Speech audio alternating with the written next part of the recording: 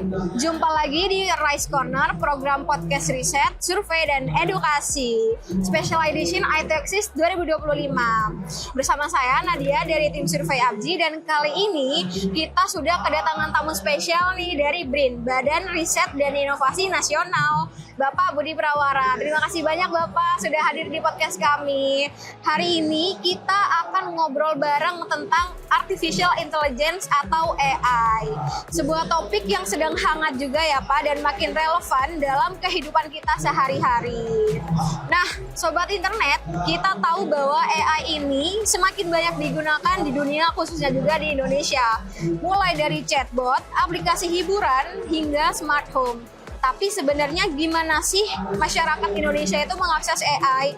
Nah, berdasarkan survei terbaru ABJI 2025, ternyata baru 27% masyarakat Indonesia nih Pak yang sudah pernah mengakses AI. Sedangkan mayoritasnya lebih dari 70% itu mereka belum pernah menggunakan AI. Menurut Bapak Budi sendiri nih, kira-kira ini tuh kenapa ya sebenarnya? Dan gimana kesiapan masyarakat kita dalam mengadopsi artificial intelligence ini? Gitu. Ya, terima kasih Mbak Nadia. Jadi mungkin yang pertama kita harus memahami dulu apa sih itu AI.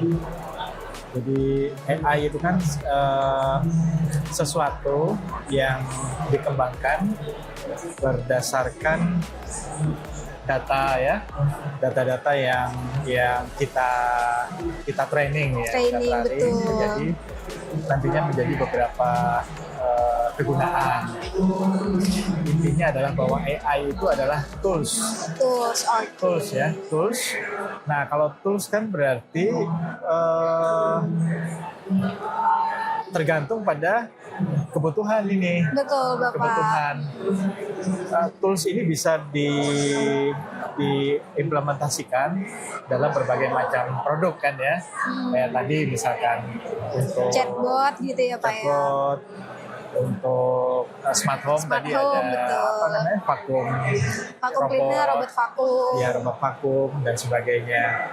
Artinya kita harus bertanya juga nih kebutuhan masyarakat Indonesia saat ini seperti apa gitu ya. Apakah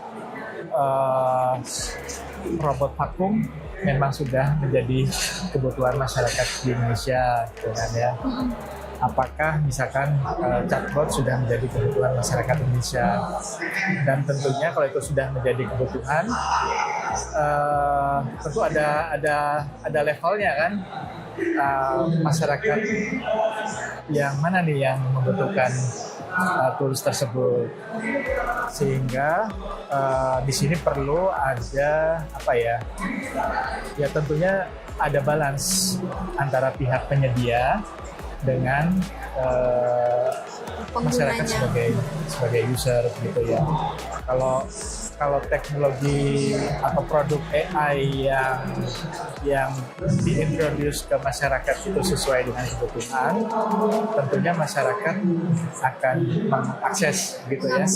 Tetapi kalau dia merasa itu belum jadi satu kebutuhannya dia tidak akan, atau belum saat ini ya, mungkin belum mengakses. Itu pertama ya sebagai itu. Kemudian yang kedua,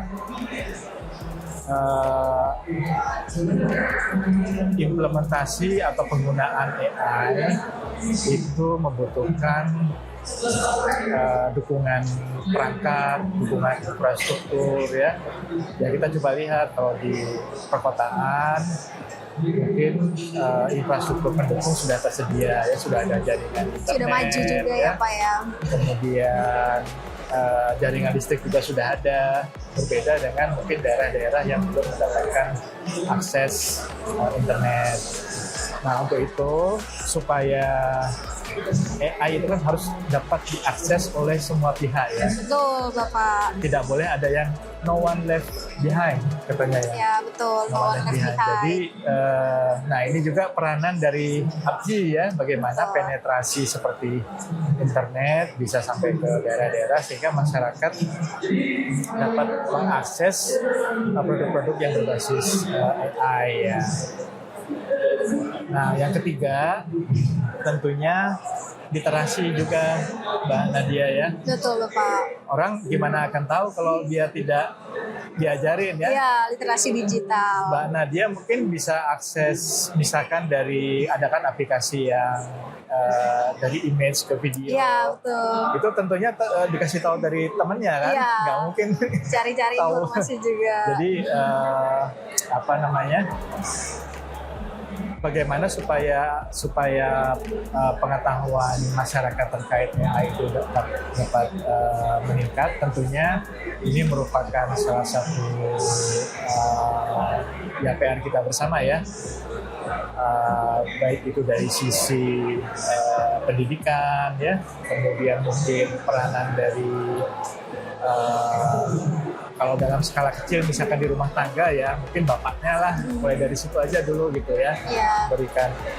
Memberikan literasi yang baik kepada anggota keluarganya gitu ya Pak, terhadap beberapa produk AI yang saat ini sudah ada begitu ya. Mana sih yang memang dapat kita gunakan dalam kehidupan kita sehari-hari, itu juga harus diberikan pengertian mulai dari skala level yang paling kecil di rumah tangga. Dan tentunya oleh orang tua juga kalau tidak ada informasi ya tidak bisa menjelaskan gitu ya. Nah, ini kita ke level yang lebih tinggi lagi, mungkin pendidikan di sekolah gitu ya, mungkin informasi di media ya, baik itu media yang online, yang tertulis, ataupun media dalam bentuk audio visual yang biasa diakses oleh masyarakat. Ya, kita bisa mengintroduce ya produk-produk yang memang berbasis AI yang dapat mereka manfaatkan gitu, Mbak Nadia. Oke, baik. Nah, tapi sebenarnya kalau misal kita lihat lebih detail ya Pak, dari masyarakat yang tadi belum menggunakan AI, ada alasan-alasan tertentu nih ternyata. Gimana? Misalnya, mereka mengaku lebih dari 60% responden kita tuh belum tahu Pak apa itu AI. Nah, itu kan. Sekitar 20% juga masih bingung cara menggunakan AI itu kayak gimana. Yeah. Bahkan ada juga responden nih yang bilang kalau sampai sekarang belum membutuhkan konten AI gitu ya. Dari riset di BRIN sendiri, kira-kira apakah ini tuh lebih karena masalah literasi digital yang Bapak tadi sudah sebutkan, atau ada faktor lain juga seperti akses teknologi dan infrastrukturnya, Pak? Iya. Ya, dari pengalaman kami mengembangkan juga ya beberapa aplikasi yang berbasis AI yang sederhana nih. Misalkan yang digunakan oleh petani, kita kembangkan apa yang namanya idea cabai untuk menentukan varietas cabai ya. Cabai itu kan macam-macam ya. Iya Pak. Dan kita akan tahu dia varietas yang baik kalau dia tuh udah tumbuh. Jadi ini sebelum mereka tanam, mereka harus tahu bahwa ini memang varietas yang baik, yang nanti akan tumbuh menjadi pohon yang baik, berbuah gitu yang sesuai dengan kita inginkan. Bibit unggul gitu ya Pak ya. Nah, itu tentunya kan mereka ingin ini bisa gampang digunakan. Jadi produk yang diintroduce ke masyarakat tentunya harus kita buat sedemikian rupa sehingga itu mudah diakses dan juga mudah digunakan. Mereka bisa menjalankan sendiri misalkan dengan tutorial sederhana yang mereka bisa akses misalkan melalui website gitu ya. Kalau manual book kayaknya terlalu ribet ya Pak ya. Udah zamannya less paper kan ya. Iya, digital ya, betul. Digital. Jadi itu. Nah, berikutnya ya bisa juga terkait dengan infrastruktur yang masih terbatas karena Indonesia adalah negara yang besar ya, negara kepulauan kan, belum semua daerah bisa mendapatkan akses listrik, baru listrik ya, belum internetnya ya Pak ya. Ke internet gitu ya. Tapi saya rasa dengan perkembangan teknologi yang ada saat ini ke depan itu akan mempermudah gitu ya, mempermudah kita dalam mengakses, misalkan mengakses internet gitu ya. Kita sekarang sudah ada apa namanya, Starlink ya. Nah, ada satelit juga ya Pak ya. Secara langsung. Teknologi akan terus berkembang dan itu akan mempermudah masyarakat dalam mengakses. Khususnya kalau AI itu kan internet ya. Internetnya betul, pakai Ya. internet aksesnya. Iya. Jadi ya itu, kalau kami di BRIN kita selalu berusaha untuk bisa mengembangkan produk yang memang itu nantinya akan mudah diakses oleh masyarakat. Gitu. Oke, baik. Nah, berarti emang menarik banget ya Pak tentang AI ini. Terus kalau misal kita detailkan juga nih teman-teman tentang demografi. Ternyata di generasi muda tuh lebih banyak pakai AI karena mereka juga yang akrab dengan teknologi gitu ya Pak ya. Nah, di generasi Z atau Gen Z ini sendiri ternyata 44% mereka tuh sudah mengakses AI, Pak. Dan di generasi milenial sendiri sudah 22% nih. Tapi untuk generasi X, baby boomer dan ke atasnya lagi itu jauh lebih rendah sih daripada itu memang. Kalau kita lihat dari gender juga nih teman-teman, ternyata laki-laki tuh lebih banyak ya mengakses AI-nya daripada perempuan. Nah, menurut Pak Budi sendiri nih, apakah gap generasi dan gender ini adalah hal yang wajar kalau kita mau mengadopsi perkembangan teknologi yang baru, apalagi AI gitu ya Pak ya?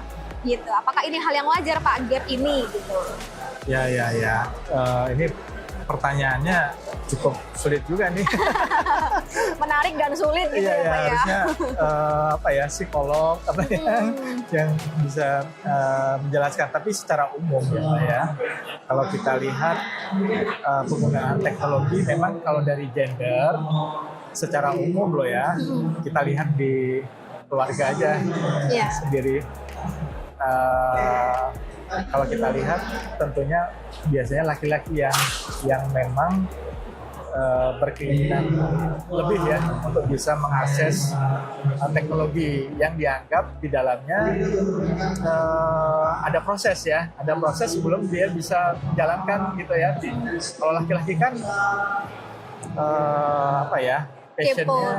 kepo dengan dunia ini gitu ya Pak ya. Perempuan yang memang nature-nya itu ingin mudah gitu kan ya, praktis, tidak ribet gitu ya. Jadi, nah itu saya rasa potensi ini juga ya, potensi bagaimana pengembang produk AI itu supaya bisa memberikan kemudahan gitu ya dalam mengakses untuk semua gender, tidak hanya laki-laki saja tapi pihak perempuan juga. Oke. Apalagi tadi? Kenapa? Apalagi pertanyaan? Ini tentang Pak, jenis konten AI. Nah, selanjutnya kita juga punya data menarik nih Pak dari hasil survei kita tentang jenis konten AI yang paling sering diakses. Dari hasil survei ABGI 2025 ternyata masyarakat itu banyak sekali yang mengakses konten AI jenis edukasi dan pembelajaran. Itu ada 43,98% nih teman-teman. Lalu selain itu ada juga konten AI hiburan seperti video dan gambar generatif di persentasenya 29,52%. Lalu yang ketiga ada juga jenis konten AI asisten virtual seperti Siri, Google Assistant dan lain-lain yang persentasenya 13,48%. Selain itu ada juga yang jenis AI produktivitas seperti penulisan otomatis dan analisis data, Pak. Nah, itu 12,37%, keempat rankingnya untuk yang diakses oleh masyarakat. Dari tren tersebut kita bisa tahu bahwa jenis konten AI yang paling banyak diakses oleh masyarakat adalah untuk edukasi dan pembelajaran gitu ya, Pak ya. Nah, itu apakah tren ini sejalan juga dengan riset AI yang ada di BRIN? Dan kira-kira konten mana sih yang menurut Bapak punya potensi besar untuk dikembangkan di Indonesia ke depannya gitu Pak? Iya, baik. Tadi yang nomor satu, apakah tren di bidang pendidikan kan yang paling banyak diakses ya? Ya, itu apakah sejalan gitu dengan AI? Iya. Jadi kami di BRIN sama tadi ya, AI itu dikembangkan bukan hanya di OR kami saja, Di BRIN itu ada 12 OR ya. 12 OR, termasuk di dalamnya kami ada pusat riset pendidikan juga. Oh, ada pusat riset pendidikan ya Pak ya? Ya, mereka ya tentunya mengembangkan juga beberapa aplikasi atau tools yang memang bisa digunakan di dalam pendidikan gitu Mbak. Dan memang kalau kita lihat kebutuhan saat ini ya, supaya anak-anak kita bisa mendapatkan pengetahuan yang lebih, bisa mendapatkan akses pelajaran, kemudian juga pemecahan soal-soal dengan mudah yang berbasis AI, sehingga dan yang namanya pelajar itu kan mereka memiliki pengetahuan yang lebih untuk bisa mengakses aplikasi tersebut. Betul. Dari mereka proses instalasi sampai dengan pemakaian langsungnya gitu ya. Gitu ya. Dibandingkan dengan tadi ya generasi yang sudah betul. Tua kan ya. Jadi potensi yang paling besar untuk dikembangkan ya mungkin sejalan dengan survei yang hasil survei kami ya Pak ya, bahwa AI di bidang pendidikan. Makanya tentunya generatif AI yang ada saat ini tentunya banyak diakses juga kan ya. Betul, di sosial media jadi tren gitu ya Pak ya. Iya. Dan mungkin berikutnya yang kedua itu tadi apa? Konten yang kira-kira punya potensi besar untuk dikembangkan. Produk-produk yang yang kedua ya Pak ya, hiburan Pak, AI hiburan, video gambar generatif gambar dan sebagainya. Bikin gambar dan video otomatis dari AI gitu ya Pak ya. Ya karena ini kita melihat ini juga ya kebiasaan dari masyarakat kita khususnya yang generasi milenial yang paling banyak menggunakan gadget ya. Mereka ingin sesuatu yang lebih lah gitu ya, sehingga bisa kan mereka ingin bisa eksis di dunia betul di sosmed dan sebagainya ya, sehingga mereka banyak menggunakan aplikasi itu gitu. Oke. Nah, kalau bicara ke masa depan juga ya Pak, AI ini sudah masuk ke bagian smart home device. Walaupun misal kita lihat data di survei ABGI 2025, ternyata datanya masih kecil Pak. Hanya sekitar 5,7% masyarakat Indonesia yang mengaku sudah menggunakan smart home device. Contohnya smart speaker, smart door lock, CCTV, atau robot vakum. Selain itu, ada juga fenomena lain nih tentang call center yang berbasis AI. Survei kami menunjukkan bahwa lebih dari 53% masyarakat Indonesia setuju dengan adanya call center yang digantikan atau dibantu oleh AI, Pak. Meskipun ada juga nih 38% yang belum setuju. Gitu. Kira-kira gimana pandangan Pak Budi sendiri? Apakah masyarakat Indonesia ini sudah siap berinteraksi langsung dengan layanan publik atau smart home devices yang berbasis AI? Gitu. Ya, ini kembali kepada kebutuhan, Mbak ya. Kebutuhan, karena di situ ada teknologi, tentunya ada cost yang harus dibayarkan gitu ya, mereka keluarkan gitu ya, mereka investasikan. Kalau seperti tadi smart vacuum, kan kita pengen kualitas yang bagus ya, bukan sekedar saya tahu lah di marketplace itu ada yang harganya di bawah 200.000 juga ada kan, tapi kualitasnya kan nggak bagus. Kualitasnya kurang. Yang kualitasnya bagus, yang sama dengan kalau kita menyapu di rumah ya. Iya betul Pak. Anak kita nyapu di rumah, istri kita itu harganya mahal kan ya. Jadi mungkin itu akan tergantung pada target pasar mereka juga ya. Kalau harganya mahal, ya kalangan menengah ke atas lah yang bisa mengakses teknologi tersebut. Yang sifatnya tadi ya smart home, mungkin yang di bawah saat ini belum memerlukan, tapi sesuai ini ya namanya perkembangan teknologi, nantinya akan lebih murah, sehingga itu akan semakin banyak masyarakat yang bisa mengakses menggunakan gitu ya Pak ya. Sama dengan dulu kan, harga HP dulu berapa? Iya, dulu masih belum lahir kan? ratusan ribu ya Pak ya dulu ya Pak. Udah jutaan ya Pak. Jutaan dan barangnya gede gitu kan ya, tebel. Nah, sekarang udah tipis, udah pakai layar sentuh gitu ya. Dulu masih pakai keyboard gitu ya Pak ya. Jadi perkembangan teknologi, insya Allah ke depan harga semakin murah, kualitasnya juga semakin bagus, sehingga masyarakat semakin banyak yang mengakses, membeli gitu ya. Membeli, dan ini akan menambah peluang juga untuk mengakses jaringan kan ya. Oke, iya Pak, betul. Kita menunggu nih kapan nih 5G bisa iya, bisa lebih, penyebarannya bisa lebih merata seluruh Indonesia gitu ya. Oke, nah emang hari ini kita membahas AI cukup padat ya teman-teman. Banyak juga insight yang kita dapatkan tentang penggunaan AI di masyarakat Indonesia saat ini. Mulai dari tingkat akses masyarakatnya yang masih terbatas ya Pak ya. Terus alasan kenapa masyarakat tuh belum pakai AI, belum mengakses AI. Terus gimana perbedaan antar generasi, antar gender, hingga potensi kedepannya seperti smart home device dan layanan call center tadi ya Pak. Terima kasih banyak Bapak Budi yang dari tadi sudah meluangkan waktunya untuk berbagi insight sama kita hari ini. Semoga pendengar kita bisa makin melek teknologi, khususnya tentang AI, Artificial Intelligence. Untuk Sobat Internet, kalau mau tahu lebih lengkap hasil survei kita, sudah bisa di-download di website Survei Abji, survei.abji.or.id.